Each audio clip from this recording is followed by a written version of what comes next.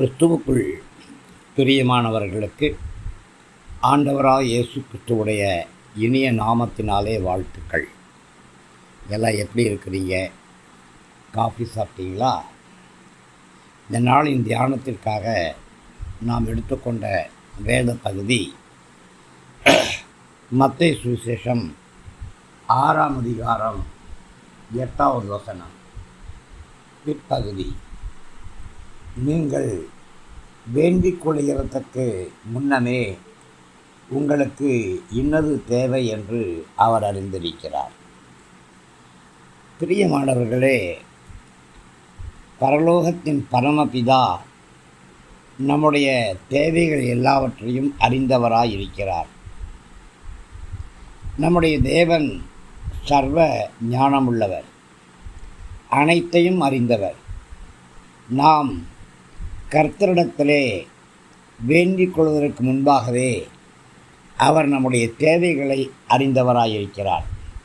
ஆகையினால் அதிகமான வசனத்தினாலே நாம் ஜெபம் பண்ணால் மாத்திரமே கர்த்தர் கேட்பார் என்று நினைக்கக்கூடாது.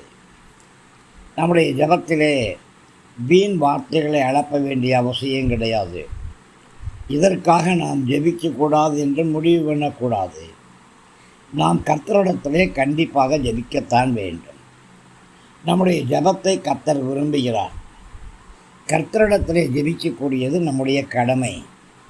நம்முடைய தேவைகளை கர்த்தரிடத்திலே கண்டிப்பாக விண்ணப்பம் பண்ண வேண்டும். நம்முடைய ஆத்துமாவை தேவனுக்கு நேராக உயர்த்தி நம்முடைய இதயத்தை அவருடைய சமூகத்திலே ஊற்றிவிட வேண்டும். கர்த்தர் தமக்கு சித்தமானதை நம்முடைய வாழ்விலே நிறைவேற்றுகிற வரையிலும் பொறுமையோடு கர்த்தருடைய சமூகத்திலே காத்திருக்க வேண்டும். நம்முடைய ஜெபத்தை கேட்கிறவர் நம்முடைய தேவன். அவர் நம்முடைய பரலோக பிதா. பிள்ளைகள் தங்கள் பெற்றோரிடம் ஏராளமான வார்த்தைகளை பேசினால்தான் தங்களுக்கு தேவையானவற்றை அவர்கள் கொடுப்பார்கள் என்று நினைக்கக்கூடாது.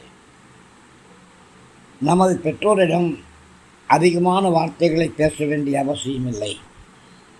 நம்முடைய இதயம் பெற்றோர் மீது அன்பாகவும் மரியாதையாகவும் இருக்க வேண்டும்.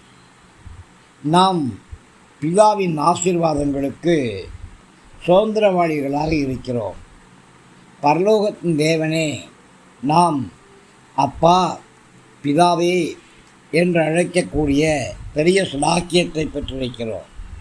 பரிசுத்த ஆவியானவர் இந்த சிலாக்கியத்தை நமக்கு கொடுத்திருக்கிறார்.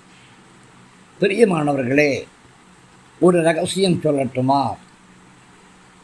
உங்களுக்கு உண்டான தேவைகளை குறித்து உங்களுக்கு தெரிந்ததை விட பரலோக பிதாவுக்கு நன்றாக தெரியும். நமக்கு இன்னது தேவை என்பதை அவர் நன்றாக அறிந்திருக்கிறார்.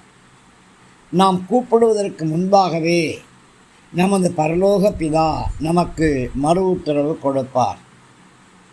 நாம் நினைக்கிறதுக்கும் வேண்டிக் கொடுக்கிறதுக்கும் மிகவும் அதிகமாகவே நமக்குள்ளே கிரியை செய்ய அவர் வல்லமையுள்ளவராய் இருக்கிறார்.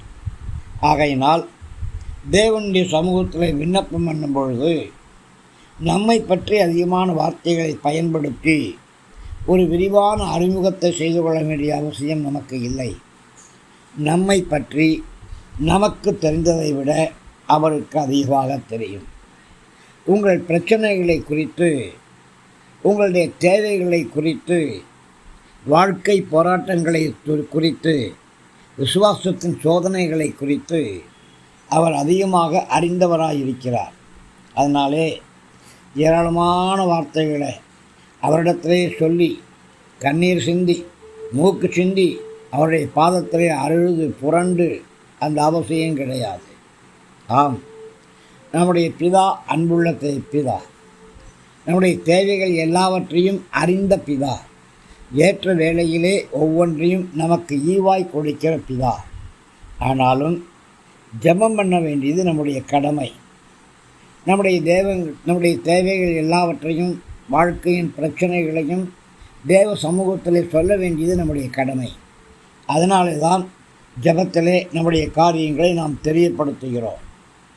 பிரியமானவர்களே, ஏராளமான வார்த்தைகளை விட வாக்கு கடங்காத பெருமூச்சுகள் இருக்கு இல்லையா, இது ரொம்ப வலிமை வாய்ந்தவை. பரிசுத்த ஆவியானவர் நம்முடைய பலவீனங்களிலே நமக்கு உதவி செய்யக்கூடியவராக இருக்கிறார். நாம் ஏற்றபடி வேண்டிக் கொள்ள வேண்டியது இன்னது என்று அறியாமல் இருக்கிறபடியினாலே பரிசுத்த ஆவியானதாமே வாக்கு கடங்காத பெருமூச்சுகளோடு நமக்காக வேண்டுதல் செய்கிறார். ஆம், அதனாலே தேவ சமூகத்திலே நம்மை தாழ்த்தி நம்முடைய காரியங்களை, நம்முடைய தேவைகளை தேவனுடைய சமூகத்திலே இரத்தன சுருக்கமாய் கருத்தாய் நாம் சொல்ல வேண்டும், நாம் ஜெபிக்க வேண்டும். நிச்சயமாக நீங்கள் எந்தெந்த பிரச்சனைகளுக்காக தேவ சமூகத்திலே கண்ணீர் விடுகிறீர்களோ, எந்தெந்த பிரச்சனைகளுக்காக தேவனுடைய சமூகத்திலே பெருமூச்சு விடுகிறீர்களோ, அந்த பிரச்சனைகள் எல்லாவற்றையும் தேவன் அறிவார். இவைகள் எல்லாவற்றையும் உங்களுக்கு சுமூகமாக ஆதரவாக செய்து முடிக்க அவர் வல்லவர். கல்வாரி சிலுவையிலே எல்லாம் முடிந்தது என்ற வார்த்தையிலே உங்களுடைய பிரச்சனைகள் எல்லாவற்றையும் முடித்து விட்டார். உங்களுடைய வாழ்க்கையின் போராட்டங்களை முடித்து விட்டார். உங்களுடைய பிள்ளைகள் எதிர்காலங்கள் குறித்த கண்ணீர்களை முடித்து விட்டார். தைரியமாக இருங்கள். கர்த்தர் எனக்காக யாவையும் செய்து முடித்தார் என்று சொல்லி மகிழ்ந்து களிகூறுங்கள். நீங்கள் மகிழ்ந்து களிகூற வேண்டிய பிள்ளைகள். கண்ணீர் போதும், கண்ணீரை துடையுங்கள், கம்பீரமாய் எழுந்திருங்கள். தேவ சமூகத்திலே நீங்கள் அறைகூவல் விடுங்கள், மகிழ்ந்து களிகூறுங்கள். தேசமே பயப்படாதே, மகிழ்ந்து களிகூறு, கர்த்தர் பெரிய காரியங்களை செய்தார் என்று சொல்லுங்கள். ஆம், கர்த்தர் உங்களுக்கு பெரிய காரியங்களை செய்தார். இதன் நிமித்தம் உங்கள் இதயம் களிகூர்ந்திருக்கட்டும், மகிழ்ந்திருக்கட்டும். கர்த்தர் உங்களை ஆசீர்வதிப்பாராக. கிருபை கூட இருக்கட்டும். ஆமேன், ஆமேன். கிறிஸ்துவுக்குள் பிரியமானவர்களுக்கு அபிஷேகம் செய்யப்பட்ட இந்த ரேமா வார்த்தைகள் உங்களுக்கு ஆசீர்வாதமாக இருக்குன்னு விசுவாசிக்கிறேன். தயவாக நம்முடைய ஜீசஸ் பிளஸ்ஸிங் யூடியூப் சேனலை லைக் பண்ணுங்கள், ஷேர் பண்ணுங்கள், சப்ஸ்கிரைப் பண்ணுங்கள், கமெண்ட் பண்ணுங்கள். உற்சாகமான காணிக்கைகளாலே நம்முடைய ஊழியங்களை தாங்குங்க. இது விசுவாசத்தின் அடிப்படையில் நடைபெறக்கூடிய ஊழியம். தேவக்கரம் உங்களோடு கூட இருந்து உங்களை பாதுகாத்து வழிநடத்துவதாக. கிருபை நம் அனைவரோடும் கூட இருப்பதாக. ஆமேன், ஆமேன், ஆமேன்.